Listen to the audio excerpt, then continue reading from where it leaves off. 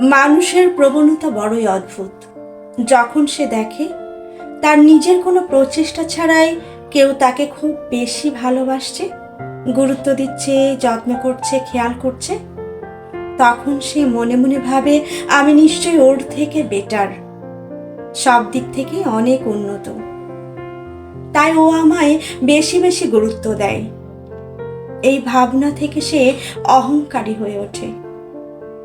পেছনে ফিরে তাকায় না, মূল্য দেয় না, গুরুত্বের বদলে গুরুত্ব ফেরত দেয় না। কি হারিয়ে ফেলেছে নিজেও জানে না।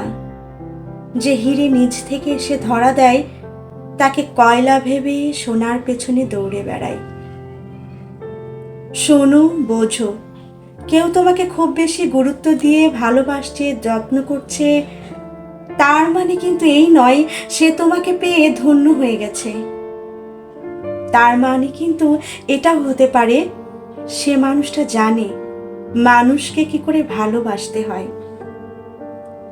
এই মানুষগুলোকে মূল্যহীন ভেবে হারিয়ে ফেলো না, সহজলভ্য ভেবে হারিয়ে ফেলো না। জীবনে একবার হারালে সারা জীবন খুঁজলেও কিন্তু আর পাবে না।